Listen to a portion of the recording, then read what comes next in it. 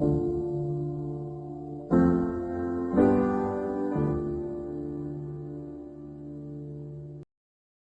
right. Well, Rebecca, thank you so much for joining me. I really do appreciate this. And um, I had your friend Mark on about Oh a month yeah. ago, 2 months ago, and I was telling him that it's really surreal for me to have him on and you now having you on because when I was a kid, I used to watch a TV show that I loved watching, and you were one of the voice actresses. And to be able to do this now, I feel like a kid again. It's like, wow, I can't believe that this is actually happening. So the show I was referring to in specific was Chaotic, and you were the voice Loved of Sarah. chaotic. Yeah, Sarah was, it was a really, really fun time. Good time. And Mark, of course, is really one of the most talented humans I know, in my entire career. And also on top of that, a gem. He's just a really good, kind, generous human. So when both talent and generosity like combine, you just can't help but champion that person. He's such a great guy. Yeah. What are your memories from that TV show? How often do you get approached about it? It's funny. It's a really particular group of peeps that love chaotic. I loved it because it was one of my first jobs where it was not dubbing and it was recorded and animated after. I mean, it was recorded and then animated after to whatever choices we had made in the booth. Um, and that felt really decadent to me because in the past, my experience up until then had been doing sort of English dubs of other, major cartoons that had been already done in a different language. And then a lot of the interesting process was like looking at mouth flap and trying to get what the dialogue had been written by the US based writers to fit into the mouth that pre-existed, right? And in this way, there was such a freedom to it because we were creating this never before, done show. And as we went along, we got to develop our characters. And it was a lot of fun to know that it was, basically Sarah was partially my creation and, in the collaboration with the writers. So it was really fun. Now that you mention that, I wonder, is there any bit of that character that is specifically you that you were able to get in? Like, hey, You know what I will say? She has like a very like sort of studious diligence about her. That kind of I think that's probably why my choices were the way that they are. She's got a sarcasm and like a toughness and an ability to hang with the guys that look that was exactly me growing up. And I think that's why when I auditioned, like I just felt kind of inherently like I understood, what her voice was and who she was, kind of in a more well-rounded sense. And I had my director was someone named um, Darren Dunstan, and he would have me like he would give me a really fun direction in reference to like Golden Girls. He would say like, I need more Dorothy and less Blanche in there. And it was just like, oh, amazing. Yeah, totally dry. Sotto voce. I'll never forget, like, there's something she said, like, over and over again that I would always have to say, like, you're being such a scan hog or something like that, that was like, ended up being something that was like a commonly referenced. I was always calling people scan hogs, but the first time that we were really trying to nail me not sounding angry, but me sounding forceful, and how would I say it? It's just funny. Like, I haven't really thought about chaotic in a while, but it was such a joyful, joyful, joyful time for me. And then between seasons one and seasons two, they did like a sort of redesign, and it was interesting to kind of learn even more about the behind the scenes process of animation through that. Because as an actor, like oftentimes you're not privy to any of that, right? You just kind of like, they hand you a script, you're standing in front of a mic and you say the words, right? But it was nice and really cool and interesting for me to be there, aware of all of the creative discussions that they were having. Like I wasn't part of them, but those discussions did filter into our sessions in terms of like stylistically how they wanted us to approach the characters. So it was really cool. Yeah, and that show had a lot of depth to it in terms of the various stories per episode. I mean, every episode was a step into a new world. Even though it was all chaotic, it was like, wow, let's explore this aspect of it, and that aspect, Mhm. another aspect. Um, do people often approach you about chaotic? You know what? Not as much. I think I get approached more for um I would say there's a group of people that are really into like the Winx Club and that Four Kids property. Um, and I was two different characters on that.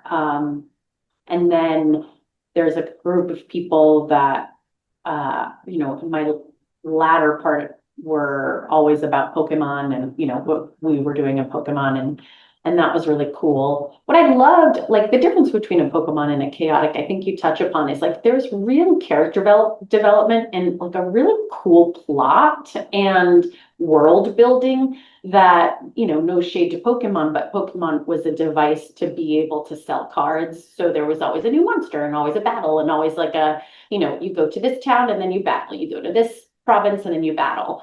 And there is a formula to it, understandably, so that you can integrate all the various characters, Pokemon, etc. But I loved that Chaotic felt more plot driven. Like it felt like, I mean, all cartoons are there to sell toys or cards or something, right? Like that's why they exist, right? Capitalism. I get it, capitalism.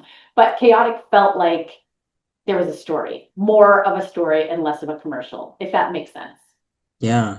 I mean, it was like a mini Lord of the Rings with the Yes. depth of storytelling in there. And they're building worlds and tribes, and these are the relationships, and this is how it operates. And here's the Yeah. life on Earth. It's very interesting to me to see all of that. But do you have a favorite episode from Chaotic? Do you even remember any of Oh them? my gosh. I was trying to think of that in anticipation.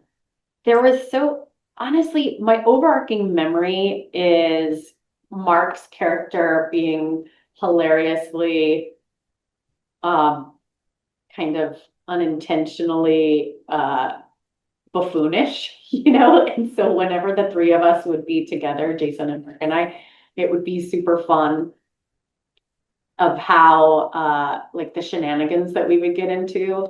Um, but I'm trying to think of like specific, it'll come to me. Yeah. Specific episodes. Are there ones that you remember? Because that probably when you remember them, then I'll be like, oh yeah, I remember that when it was doing this, this, and this. Here's the tricky part about recording these kinds of things. We never receive the script ahead of time. And then you see it for the first time when you're in the booth, you cold read it, you make a bold acting choice. You're there alongside the director and the engineer so that they can help guide you. But then you leave that script and you never see it again. So unlike other projects where like I'll have the script in hand and be able to read through and remind myself like, oh, right. Everything's so under so lock and key that, and that one in particular, it aired on Saturday mornings. So if I was not up on Saturday mornings, to catch it when it aired, like I didn't see it. So it's so funny. It was like it harkened back to the day where you had to sit and watch in front of a TV and not just like sort of stream an entire season all at once. It's Yeah. Yeah. but is that how you would watch it? Like you got up on Saturday mornings and Yeah. um Yeah. That was definitely my childhood, getting up on Saturday mornings and watching that. And I was in Paris over summer, and uh-huh. when I was standing by the Eiffel Tower, one of the first thoughts that came to me is that episode where it's all a dream, but the chaotic creatures they come to Earth, and Sarah's in Paris with all the Oh Danians. right. Yeah, Oh yes, I do yeah, remember this. I do remember this. Yeah, it's such a fun time. I just really loved also. I mean, it was very different, like first season animation versus second season animation. Like it was kind of Hmm. flatter versus rounder. I don't know. Did you have a preference on which one you preferred? I did like the second one, but I fell in love Yeah. with the first one. That's how I got into it. Yeah, I think so. Like honestly, I was hoping because of the commitment to the way that they did it, for the second season and that redesign, I thought it would have more legs because of it, because there was something like inherently charming about the first design, but then it felt a little flat, and then there it felt really crisp and modern, the redesign, and I felt like we might get more seasons out of it, but it was still super, super fun. Um, I always feel like I have a memory of so many of those episodes being like to be continued, like Yeah. cliffhangery. So I always remember being like in the booth and being like, what do Yeah. I do next? How am I supposed to know? And they're like, you will not know until you get the scripts for next week. And I'm like, oh, you bastards. I I remember, know that. yeah. Yeah. I like what you mentioned right now because I remember as a kid, the last episode was coming on live and I didn't know it was the last episode.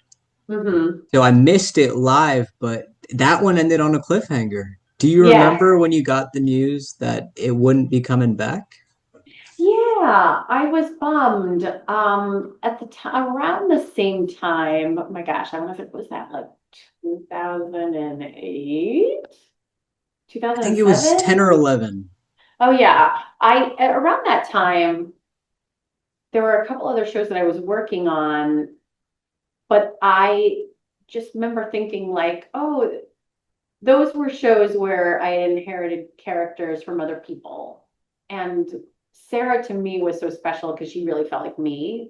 She was my baby. So it was such a bummer to know that they weren't continuing. There was another show that I did with four kids, called Viva Pinata, that I felt similarly Yeah. to. Viva Pinata was so fun. Yeah. And we got to more on that show than on Chaotic, just because of the timing of all the action and the battles. But with Viva Pinata, there were more opportunities to ad lib and improv, and that felt like, oh wow, this is super fun. We can make comedic choices, and then they'll animate it afterwards, and that. So those two shows that were, I guess, the two prelay shows, ended up not being picked up, which is a bummer. And frankly, that's part of the business, right? You write a new content, and if they don't have like sort of the established following of some, of the Wings Club, of the Teenage Mutant Ninja Turtles, and what's it, Pokemon, and I'm trying to think of what else was like GI Joe or Yu-Gi-Oh, something else. Sonic. Yu-Gi-Oh. Yeah, so they had, sorry, thank you. I'm Yeah. blanking on my own career. I appreciate it. Thanks, Silver. Okay. But like, those had such like voracious and loyal fans, and we weren't afforded the time to build and amass that type of following before they needed to monetize it, and then so but they ultimately just made a business decision, which I get, but it was a bummer. I was like, man, I felt like we had a few more seasons, we would have been able to, um I think, hit our stride. Yeah. And I was telling Mark this that I'm aware that Chaotic was a really big deal in Canada. And for some reason, I Really? always thought that it was a Canadian show, but he was telling me, no, we did it all in New York. And I was like, wow, I didn't know that. But Oh, I know it had a very wow. big following in Canada. And there's still people out there these days on Reddits and stuff that are, you know, Talking about it. talking about it. Yeah, yeah. Oh, that's It's awesome. great stuff. Did you ever get any of the cards? Did they ever give them to you for free? No, no, I didn't. The one time, I'm trying to think of the only thing that I got. One time I got some Pokemon cards for free, and then I got two, like, I don't know how it came about, but in Viva Pinata, they were tiny little toys, action figures that I think temporarily came out with McDonald's or something. Like it was a brief stint. And I remember being so like stoked about it because it had always been a childhood dream of mine to like be a posable action figure, a voice for a posable action figure. So I have I still have my little Ella Fanella from there, but I don't remember what the product partnership was, but I didn't get any of the chaotic stuff, and I love it. I love the artwork. Yeah. You know what? I probably could find some like on Etsy or place to find like some cool stuff, but Yeah, absolutely. You were yeah. also part of another show that I really loved, and it was called Huntic. Oh yeah, That was a I great one. loved Hunting. Yeah, I love that theme song to me was everything. It was epic. It was amazing. I put it on at the time, I think I put it on my iPod as like a workout song because I was like, this song rocks. That was super fun. That was directed by Michael Center Nicholas of Venture Brothers fame and Teenage Mutant Ninja Turtles and a bunch of other stuff. And he's a prolific director, wonderful, wonderful guy. And that was great. That was Sophie Casterwill. Yeah. I remember that being to me, I don't know, a lovely sort of almost Hermione Granger-y kind of character. But where they would travel the world and go on these little adventures, and I loved that. Was a fun time. I think that was dubbed though. Was it dubbed? I don't remember if it was Italian ahead of time. Well, I feel like I should Google that, but that was a super fun show. And that I think was another sort of short-lived. Now that is something that I do get reached out about. Hmm. There are people out there that always say, we hear that there might be another season coming, and I don't know where that like lore is. I have never once been approached by any creative team saying that they're trying to build another like episode, I mean, or season of it, but that would be super fun to dust off Sophie Casterwill and the crew there. It was such a Yeah. good time. Yeah, those were all great shows. Chaotic, Yeah. Viva Pinata, Huntic. I loved all that stuff. It was Yeah, great. And it was super fun. I It was want to also, ask you, yeah, go yeah, ahead. go ahead. No. Go ahead. Go you. I was just gonna say, how'd you get involved with all of this? It is such an interesting, well, I went to school for acting. I went to Carnegie Mellon and I studied musical theater there in Pittsburgh, and then came to New York and was doing like sort of the theater, singing stagey thing. And I had a dear friend of mine that did a lot of voiceover work. And it's such a random story, but she also is a major entrepreneur, and she wrote a book randomly on how to get paid to proofread. Because like thing about actors is we always have a side hustle, right? There's always something else that we're doing in between shows, in between projects that helps you pay the bills, right? So my friend Sue used to proofread for publishers as her gig. And so she wrote this kind of proofreading for dummies book. And there were places in New York called the Learning Annex where you could go for a night and take like a workshop on a variety, like a million different topics. And so one night she was asked to do a workshop on how to get paid to proofread. So she asked me to attend to take notes to see and like to check out the audience to see like what resonated, what didn't resonate, like is there anything that she should do differently, and to look at the materials and tools and stuff. So as I was chatting with her that night, she had also wrangled another friend of hers, Michael Sinner Nicholas. That's how I met him. He recorded the whole thing so that she could hear it back and maybe use snippets of it for, I don't know, press or PR or something. So we went to dinner afterwards, and a little tip for actors is, when you're meeting people that are directors or casting directors or agents or whatever, the more that you just treat them like a human and a real person, and you get to know them as a real person, and not like, oh, you're a director and I'm going to put on this affectation or I'm going to try real hard, the more they're likely to just actually receive you and learn who you are, and get to know you, and you can really connect. And that night, Michael and I just kikied all night, like laughing, having a great time. And at the end of the night, he said, Soler, do you do little kid voices? And I said, sure. And he said, could you do an 11-year-old little girl? And I was like, yeah.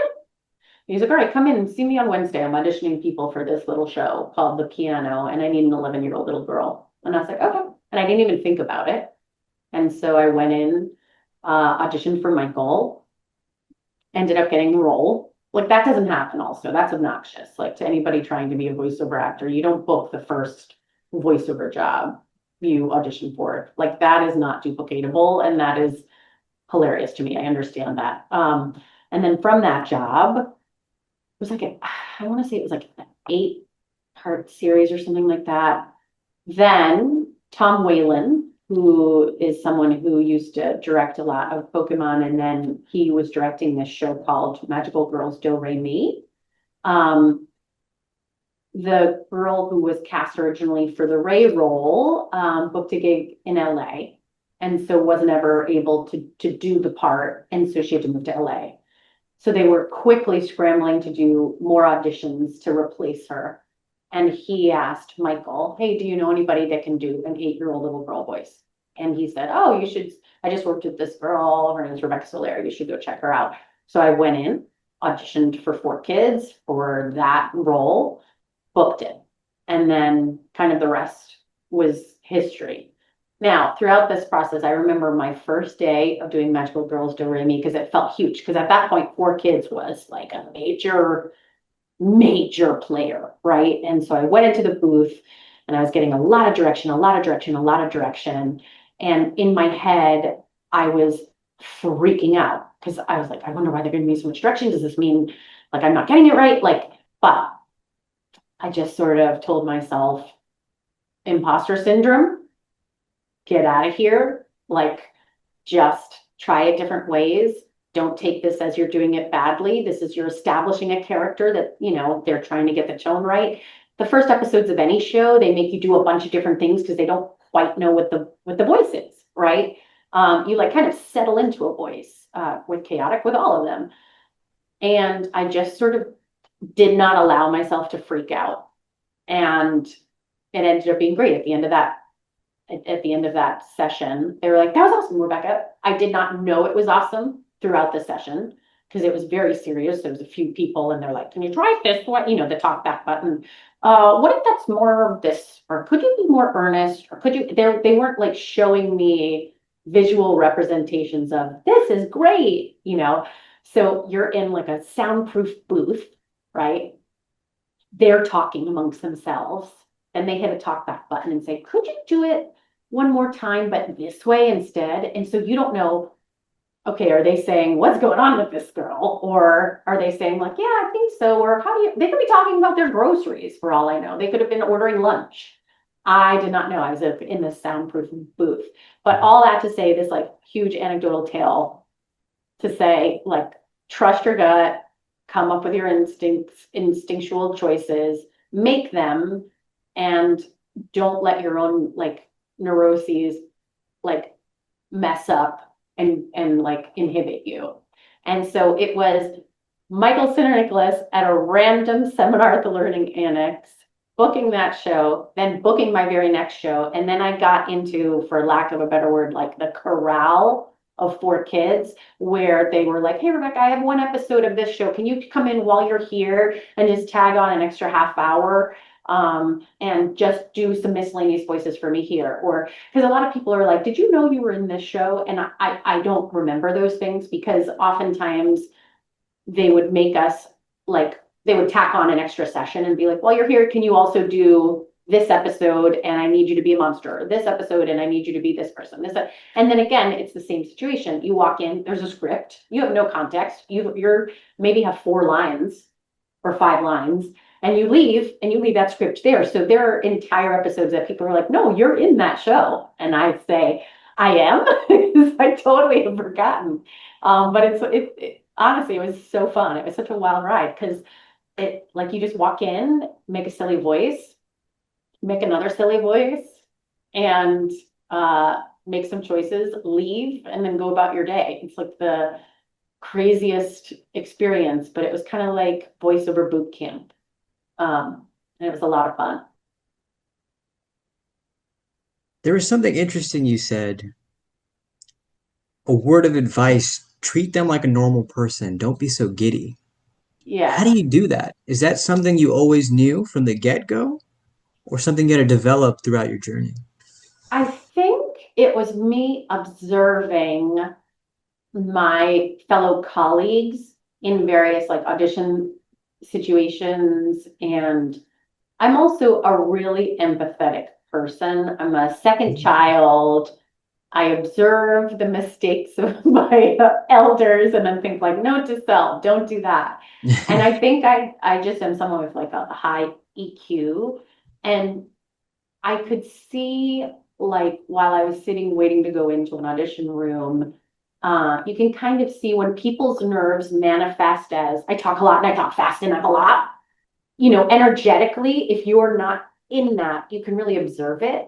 And that's in any work situation, right? It's in any like corporate situation, Yeah. like anyway, I've had like 97 jobs, but it's that same thing, like energetically, if you can kind of regulate yourself and then just come from a place of like your truth and not trying so hard, the other person will meet you with a similar energy. That's what I've learned. It's like kind of like been my philosophy as an actor. And then some of my closest friends now, like 20 years in the business, um, are my agents and managers because I've always treated them like a person, asked them about their family, asked them about their day, gotten to learn their kids' names, their husbands' names, their partners' names, their, cats' names, and then talked about that as quickly as possible and not just been like, hey, did you get me that audition? Or, hey, did I book that thing? Like, treat them like a person. Like, that's a Yeah. job to them. Being an agent or a manager or a director,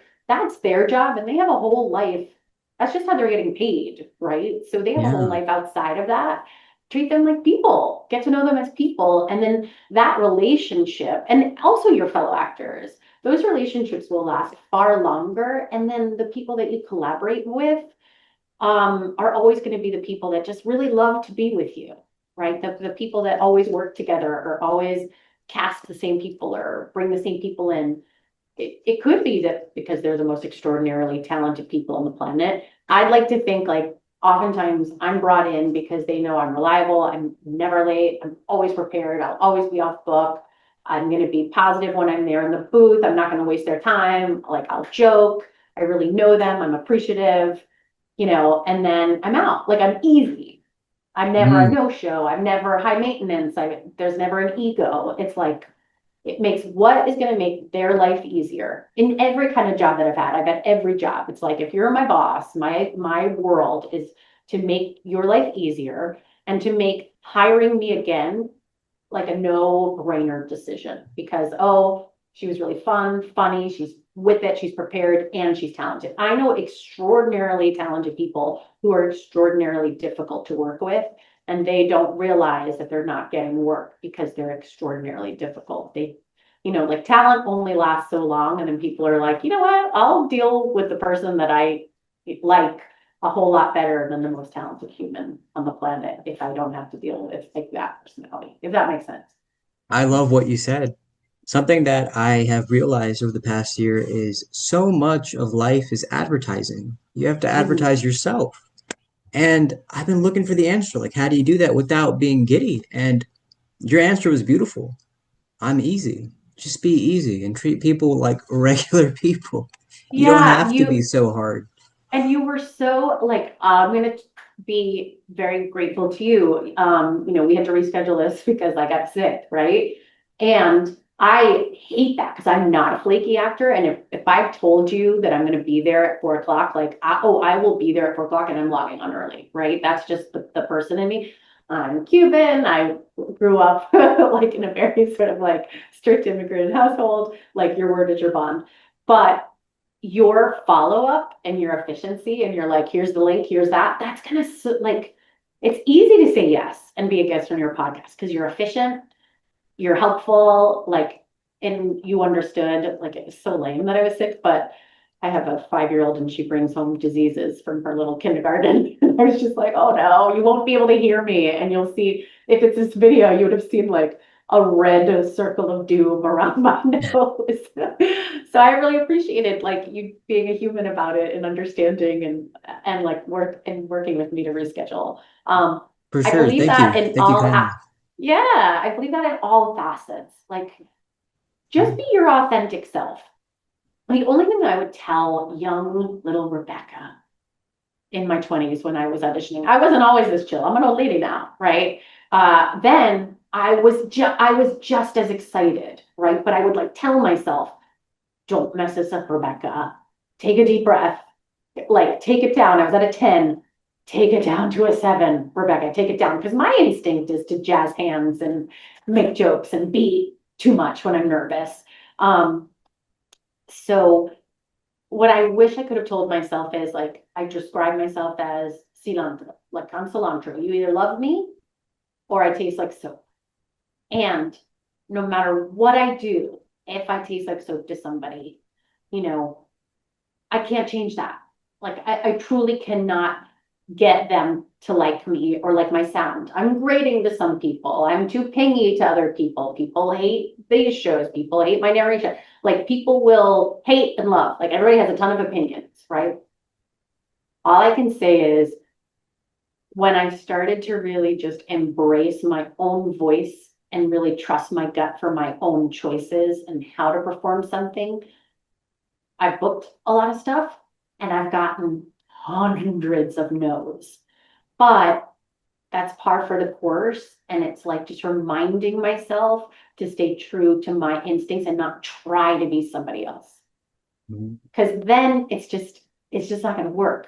Like if I was trying to be Cinnamon and I walk into a room in a cinnamon costume and my little cilantro leaves are poking out the armholes and I do this, it's not even going to be a good cinnamon. It's going to be like a weird cinnamon because it's not authentic to who I am. And then you know what? The next person that walks in the audition room, they're actually cinnamon and they're going to come in authentically and do the thing, right? So all I can do is be me. And it's served me in every industry I've ever worked in. And is truly the only lesson, which comes with wisdom and age and being an old lady, but like the only lesson that I wish I had gleaned earlier just for my own mental health of like, no, stay the course, Rebecca. You're doing the right thing. Believe in yourself. Keep going. Be true to that voice. That's the only thing that I would change, really. Not the path, not my yeses, not my nos, but really just like how much I beat myself up for those nos thinking that Mhm. I could have in some way changed, right? Yeah. No, great stuff. And what I'm about to say, it's not appeasement, it's true. You actually look rather young. Oh, And I do I do know yeah. that. Yeah, And I yeah, yeah, also yeah. mean this that you are a great voice actress. I mean, chaotic, hauntic. I can hear those voices in my head right now. It's like you are a great voice actress. And I Oh, that's wonder, you talked about rejection. How long did it take you to get over this feeling of a no is a no and that's about it? Like I can't do anything about that. you know what? I will say this. I think I'd be lying if I would say I am totally over the nose. You know what really helped me is that voiceover in general really helped me. I think I found my world. I did a lot of musical theater, a lot of singing, a lot of plays. I still do some plays now, less musical theater now, but there's something about that process of auditioning where you go in and they see you in person and they're sort of judging you physically, understandably, like they're looking at your body, your hair, your height, your how old or young and or whatever, you look. And when you go in and do your art in person and you get rejection in person, for me, it was a harder thing to learn how to take because there's something like really intimate about singing 10 feet away from somebody or doing acting. I will never forget I did this play where I got final callbacks, and it was a play about like my brother sexually molesting me, and it was in front of the actor Josh Lucas was my final auditions. And I had to do this whole monologue where I was like weeping and crying and boogering and had been molested and blah. And at the end, like you ripped yourself open, right? And there's a part of you that you have to go to places you've never been, and then they're like, thank you, Rebecca. And then I didn't get that play. Um, Somebody else got it, which is totally fine. It would have been acting opposite Chris Messina, actually, ironically, back in the day when he was also like a young, up and comer. And that night, I had to go work a catering gig. And I went to the catering gig and I was like in a polyester tuxedo, as you do when you are cater waitering, passing around like boursin cheese tarts. And am walking around and I look up and I say, boursin cheese tart. And it was the director for the play that I didn't get the part. And I was like, oh, but interestingly, I had beaten myself up like I didn't get this part, yada, yada. He proceeds to recognize me and walk me around the room. Guys, this is Rebecca. She's fantastic. She was in for my theater. She's such a great actress, yada, yada, yada. Like I had taken it as, oh, epic fail. I didn't get this part. I'm in a polyester tuxedo. It's terrible. I'm passing fours on cheese tarts out in like the East Hamptons or something. I don't even remember. I'd like been bussed out. And I was like, and not only did I not get this part, but now I'm cater waitering to the director. And really, what I learned about it was I had won the room, I just hadn't won the part. They were Hmm. fans of me. And my job, honestly, was to make a fan of the person in the room, even if that part didn't need cilantro. Maybe they needed cinnamon, right? So they chose cinnamon just because of the recipe they needed for the play. But they didn't not see the value of what I did in there. It's just so personal, right? So it's so Hmm. hard because you feel like, oh, I'm in person, you've seen me. It's so awkward.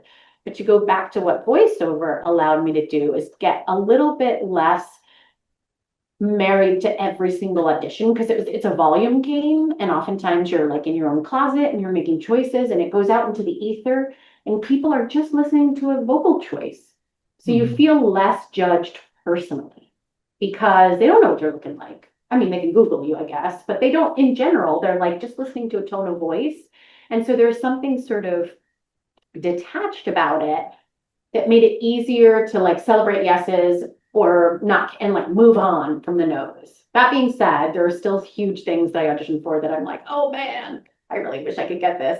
But it's okay. Like in the grand scheme of things, I tell myself, like, just win the room. My job is not to win this job. My job is to win the opinion of the casting director, the opinion of the director, the opinion of the network, or whatever it is. So they think that Rebecca Soler, she's great.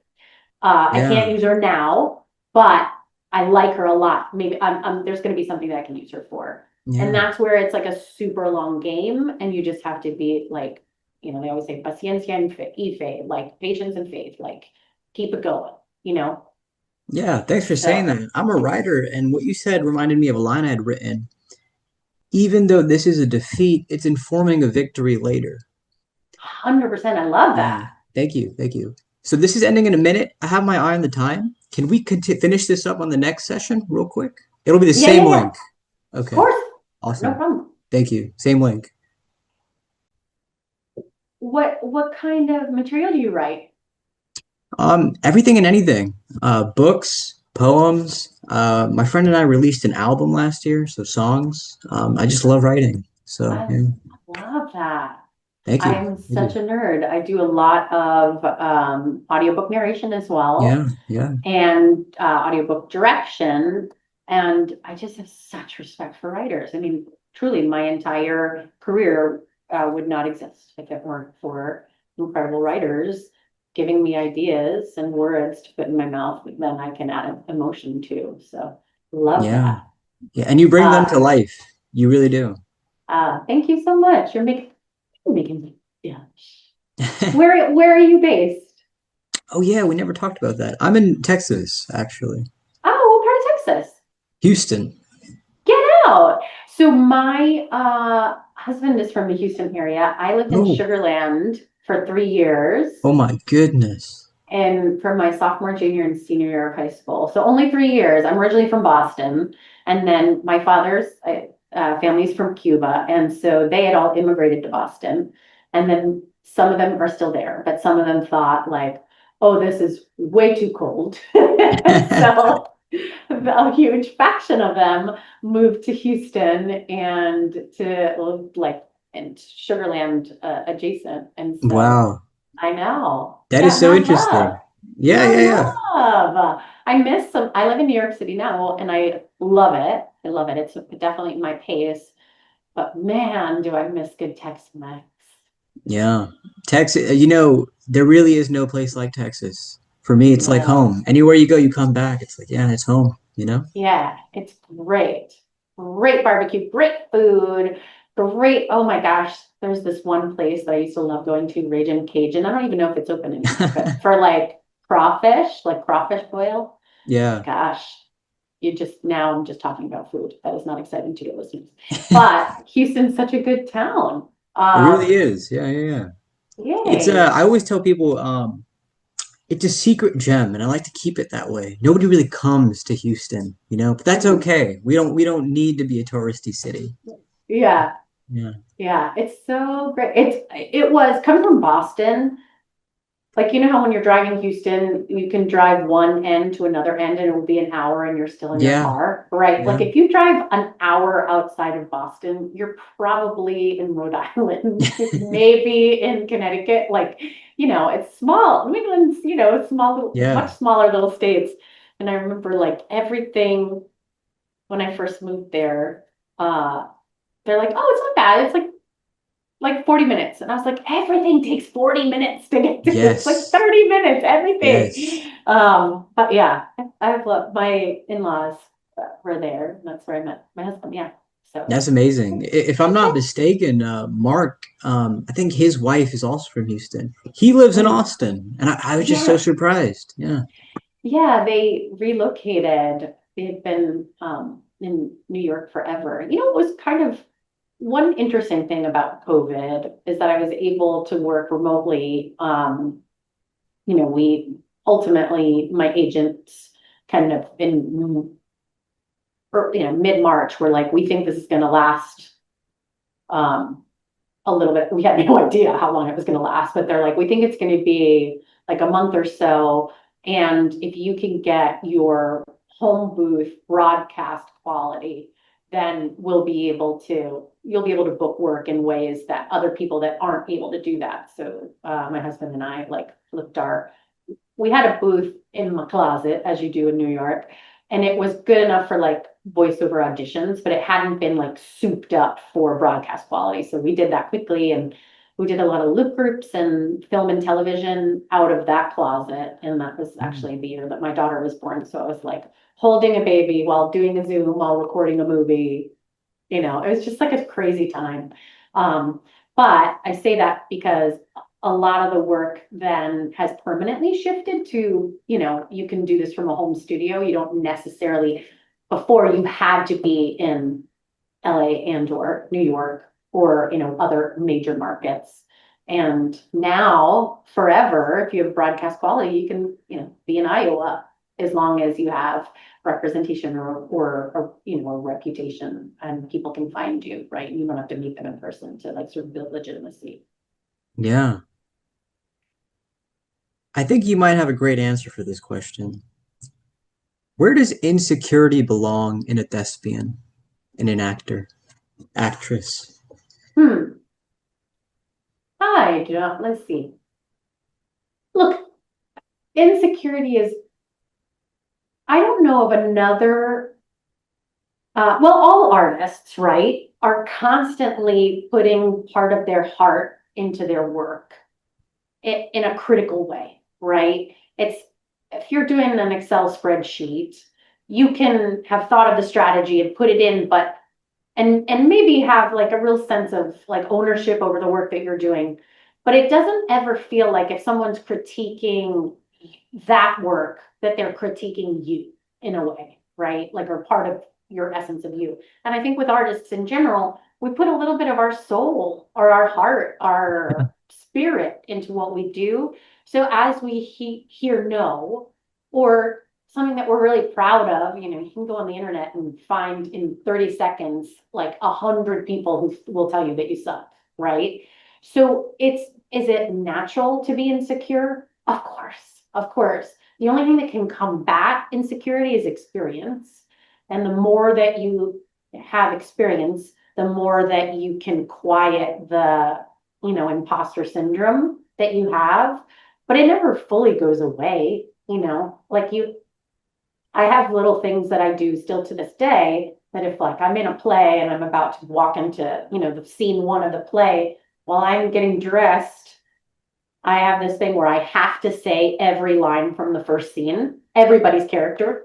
Like I say mine, I see they have like we run through it while I'm like putting on makeup and stuff because I feel like if I say the lines once all the way through for that first scene, I will not forget them when I walk on stage. It's like hello, that's like a crazy insecurity right there where it's like, do I really have to say every single line or go through it? But it's like that fear of like, okay. But then once I step on and I say my first line, it's go time. And then I'm in the world, right? But I think insecurity is normal because we're being so like intimate and we're Yeah. being vulnerable. And when Yeah. you're vulnerable and someone can look at you or read what you've written or hear what you've recorded and say yay or nay, if you're impervious to that, I mean, that's miraculous and good for you. But I don't know, like, so much of what we have is like sensitivity and empathy in order to be able to create this art.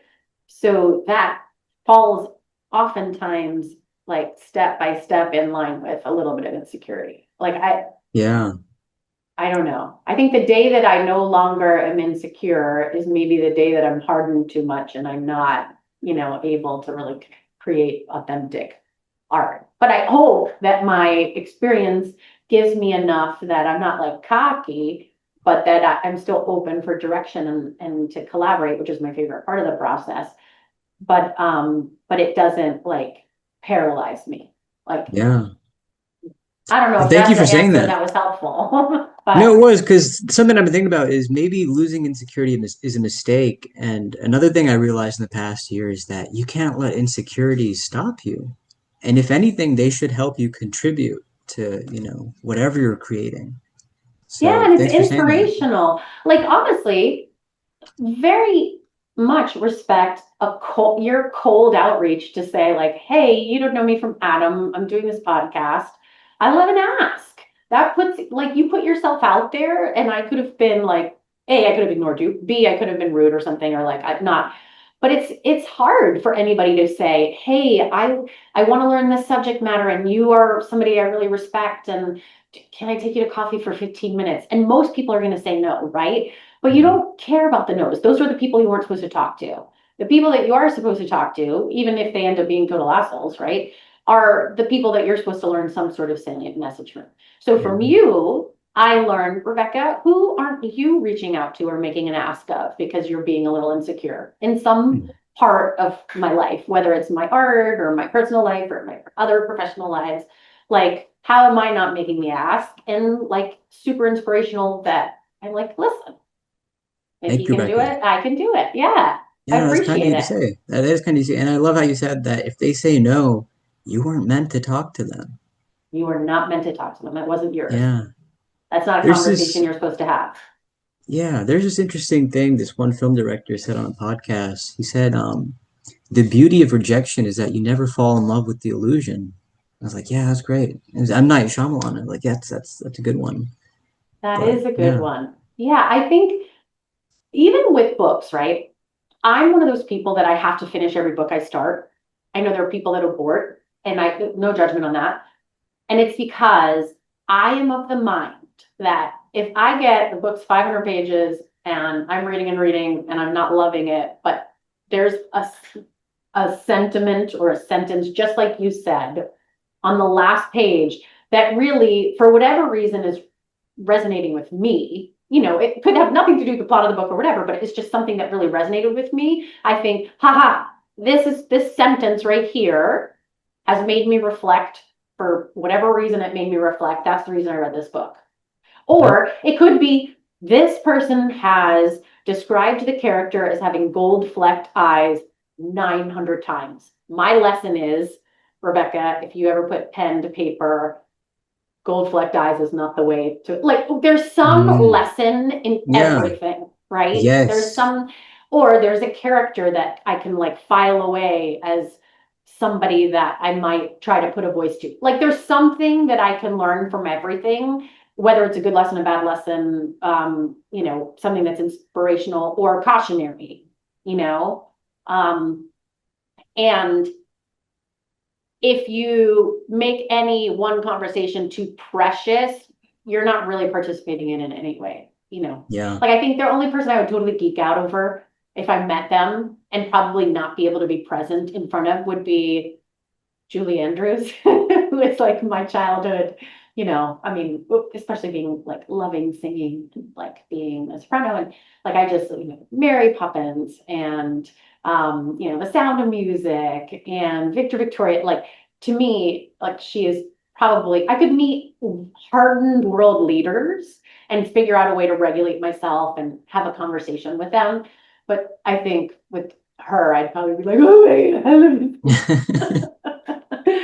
Yeah. That wouldn't be a great conversation. Because for her, it should be like, ay Dios, this is a lot. And for me, I wouldn't be able to really be present in it because I'd be like freaking out, you know? Yeah. So Yeah. yeah, like, I don't know. It's like anything in this world. Like the more you can kind of like try to be listening, truly listening to the person you're with, that's how you can learn from it and grow. Yeah. Beautiful. Thank you so much, Rebecca, for being here. I was wondering, do you have any closing thoughts? Anything you felt like you wanted to say you didn't get a chance to, or something on your Oh my mind that you want to gosh. express? I guess I just want to thank everybody that's still listening to those shows that helped really define me as an artist. Like it makes me Sure. want to go back out and find these I very rarely watch my own performances. Um, we're weird that way. But I think I have enough distance that I can have enough grace with myself if I don't love some of my choices. But like, wow, it really helped me define the career that I have that I'm so blessed to have. And the fact that people are still listening and that they kind of live on, it really means so much to me. Like, so thank you so much for Yeah. highlighting me and giving me an opportunity to talk about my time. Thank you so much for being here because you were talking about me, but you were so humble to come on. And I love that. I'm noticing that a lot more in my life lately where I love humble people because there's nothing wrong with saying okay sometimes. So that was great to hear. Totally. And honestly, let's face it, like, how am I not going to be humble? I make silly voices for a living. Like, there are people that cure cancer, right? Like, let's put it in stride. And I know that like, some of these performances bring joy, right? But, like, I think the moment that any one human thinks that they are the end all be all, there's a mistake there, right? So, Yeah. and like my favorite people to meet are actually people that have nothing, like could care less what I do, are not enchanted by it, and honestly have their own areas of expertise that I can, learn more about. I know nothing about that, and that's why I was like, "Oh, you're a writer? Tell me, what do you write?" I'm gonna totally offline. You have to let me know what I should read where I can find you. Sure. Sure. Yeah. Yeah. Because I Definitely do that. love And it. I just want to Where I close can off buy it. with thank you, thank you. One more thing is that um, I think the most amazing thing about you guys, voice actors, or really anybody in the arts, is you contribute to childhoods, like teachers.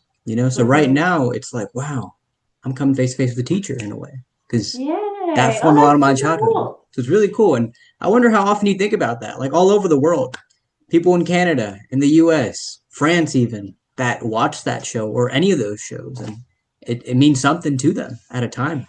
You know what? It's so interesting that you say that. Like I have a 5-year-old and like all kids right now of a certain age, she's obsessed with demon hunters, like obsessed. Yeah, And when I think of like at her age, there were shows that I was obsessed with that I would sing along to. I knew the theme songs. Like you could, like I was in my room just like singing and singing and singing and singing. You couldn't get me to stop singing. And she's doing the same thing, like in her room, singing Golden, singing Takedown, all those songs.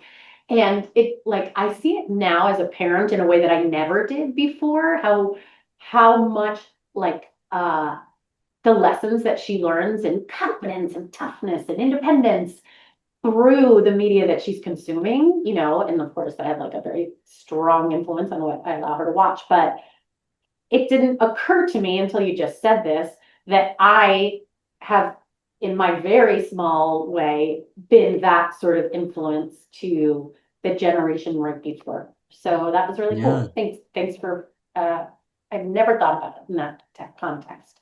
absolutely. Well, this is a real blast. This is amazing. Yeah. Thank you so much for being here. Man, it's my pleasure. Thanks for having me. Good luck. I love episode 168. Like you're hustling, man. Like Thank I you. may you have 500 more episodes with Thank you. larger audience base, and very, very humbled to be a part of your journey. Thank you for having me. Thank you. All right. Appreciate it.